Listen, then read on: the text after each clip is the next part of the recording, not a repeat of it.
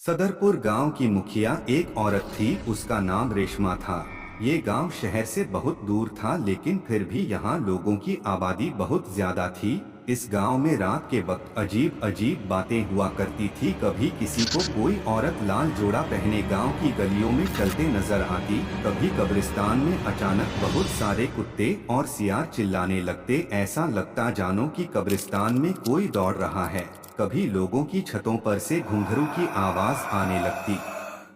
सदरपुर गांव की मुखिया एक औरत थी, उसका नाम रेशमा था। ये गांव शहर से बहुत दूर था, लेकिन फिर भी यहाँ लोगों की आबादी बहुत ज्यादा थी। इस गांव में रात के वक्त अजीब अजीब जब भी इस गांव में किसी की मौत होती है और उसे कब्र में दफनाया जाता, तो अगले दिन कब्र की पूरी मिट्टी हटी होती और लाश कब्र के बाहर पड़ी होती। इन बातों की वजह से लोग बहुत परेशान थे कि आखिर ये कौन कर रहा है।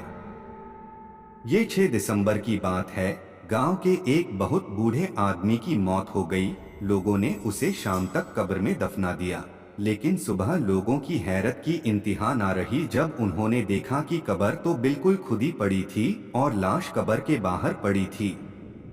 गांव का चपरासी गांव वालों को बताया करता था कि मैं अक्सर एक औरत को कब्रिस्तान की तरफ जाता देखता हूँ, लेकिन लोग उसकी बात पर ज्यादा ध्यान नहीं देते थे। जब से यह मुर्दे वाला हादसा हुआ था, तब से गांव के लोग बहुत डरे हुए रहते थे। गांव में यह बातें मशहूर थी कि कब्रिस्तान में एक चुड़ैल रहती है जो मुर्दों को निकाल कर खा जाती है, और जो भी उस कब्रिस्तान की तरफ जाता है उसे जान से मार देती है। रात के वहीं कुछ 1:30 बज रहे थे। सारा गांव सो रहा था। गांव का चपरासी डंडा लेकर गांव की निगरानी कर रहा था। अचानक उसकी नजर कब्रिस्तान पर पड़ी। उसे रात के अंधेरे में एक औरत लाल कपड़े पहने कब्रिस्तान की तरफ जाती नजर आई। चपरासी ने सोचा कि इतनी रात में कौन कब्रिस्तान की तरफ जाएगा। चपरासी उस औरत के पीछे पीछे गया, लेकिन वो औरत पता नहीं कहाँ रात के अंधेरे में गायब हो गई। 3 दिनों के बाद अचानक गांव के एक नौजवान लड़के की हार्ट अटैक से मौत हो गई। लोगों ने उसे नहलाकर कब्र में दफन कर दिया। रात के 2 बजे का वक्त था। चपरासी ने आज फिर से उसी औरत को कब्रिस्तान की तरफ जाता देखा। उसने सोचा, आज मैं इस औरत को हर हाल में पकड़ कर रहूंगा। चपरासी उस औरत के पीछे गया और एक पेड़ के पीछे छुपकर उस औरत की हरकत देखने लगा।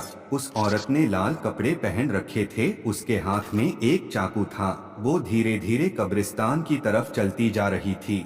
चपरासी ने देखा कि वह औरत उसी नौजवान लड़के की कब्र के पास गई है और उसकी कब्र को खोदना शुरू कर दिया है। थोड़ी देर के बाद उस औरत ने कब्र से लाश निकाली और उसका खून बैठकर चूसने लगी। चपरासी यह सब देखकर बहुत डर गया और वहां से भागने लगा, लेकिन उस वक्त उसकी चीखें निकल पड़ी जब उसने पीछे मुड़कर देखा कि वही खूनी औरत उसके पीछे खड़ी है। उस औरत ने चाकू से चपरासी पर हमला कर दिया।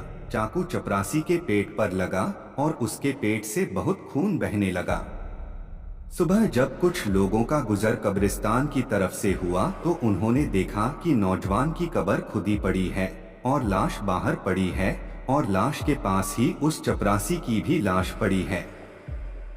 अब पूरे गांव में यह खबर बहुत तेजी से फैल गई। सारे गांव वाले कब्रिस्तान में जमा हो गए। कुछ लोगों ने कहना शुरू कर दिया कि ये चपरासी ही मुर्दों को कब्र से निकालकर उनका खून पिया करता था। उसको खुद अपने किए की सजा मिल गई है। लेकिन लोगों को इस बात से बड़ी हैरानी हो रही थी कि चपरासी की मौत कैसे हो गई। जो लोग चपरासी के अच्छे दोस्त थे वह जानते थे कि चपरासी बहुत अच्छा आदमी था, वह ऐसा कभी नहीं कर सकता था। उन्होंने गांव वालों से कहा कि चपरासी ऐसा कभी नहीं कर सकता, हम लोग इस मामले की अच्छे से तहकीक करेंगे, इसके पीछे किसी और का हाथ है। 3 महीने के बाद गांव में एक बूढ़ी औरत की मौत हो गई। लोगों ने उसे कब्र में दफनाया।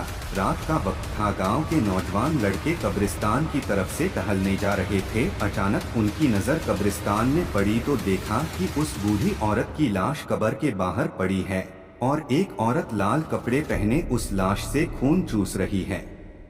उन लोगों ने सोचा कि आज हम इस मामले की हकीकत जानकर रहेंगे। वो लड़के तेजी से कब्रिस्तान की तरफ चल दिए। जब उस औरत ने लड़कों को अपनी तरफ आते देखा तो उसने उन पर चाकू से हमला करना चाहा, मगर उन लड़कों ने अपने हाथों में पत्थर उठा रखे थे। उन्होंने उस औरत पर पत्थर मारना शुरू कर दिए। पत्थर पड़ते ही वो औरत तेजी से गांव की तरफ भागी। जब गांव वालों ने कब्रिस्तान की तरफ से शोर सुना तो सारे गांव वाले दौड़ते हुए आए। उन्होंने देखा कि कुछ लड़के एक औरत को दौड़ा रहे हैं। जब उस औरत ने गांव वालों को अपनी तरफ आते देखा तो उसने पीछे मुड़कर चाकू से एक लड़के पर हमला कर दिया। चाकू उस लड़के के हाथों पर लगा और उसके हाथ से खून बहने लगा। एक दूसरे लड़के ने उस औरत का हाथ पकड़कर उसके हाथ से चाकू छीन लिया और उस औरत के सीने पर चाकू मार दिया। वो औरत वहीं पर गिर गई और तड़पने लगी। सारे गांव वाले जमा हो गए। उन्होंने एक लड़के को खून से लथपथ और दूसरी तरफ उस औरत को तड़पता हुआ देखा तो इन लड़कों से पूछा कि ये सब क्या हो रहा है। तो लड़कों ने गांव वालों को सब कुछ बता दिया कि हम लोग कब्रिस्तान की तरफ से घूमने जा रहे थे। हमारी नजर कब्रिस्तान की तरफ पड़ी तो हमने देखा कि इस औरत ने बूढ़ी औरत की कब्र को खोदा है और उसमें से लाश निकालकर उसका खून पी रही है। हम लोगों ने इसको पकड़ना चाहा तो इसने हम पर चाकू से हमला कर दिया। हमारा एक दोस्त इसी वजह से जख्मी हो गया है। गांव वालों ने जब पूरा किस्सा सुना और उसके बाद उस औरत की लाश पर रोशनी डालकर उसकी शक्ल देखी तो गांव वालों की आंखें फटी की फटी रह गई, क्योंकि वह औरत कोई और नहीं बल्कि गांव की मुखिया रेशमा थी। तो आशा करता हूं कि आज की ये छोटी सी हॉरर स्टोरी आपको पसंद आई होगी। अगर पसंद आई है तो वीडियो को लाइक करके चैनल को सब्सक्राइब कर लेना। तो चलिए मिलते हैं नेक्स्ट वीडियो में एक नई स्टोरी के साथ। तब तक के लिए आप अपना ख्याल रखिएगा। धन्यवाद।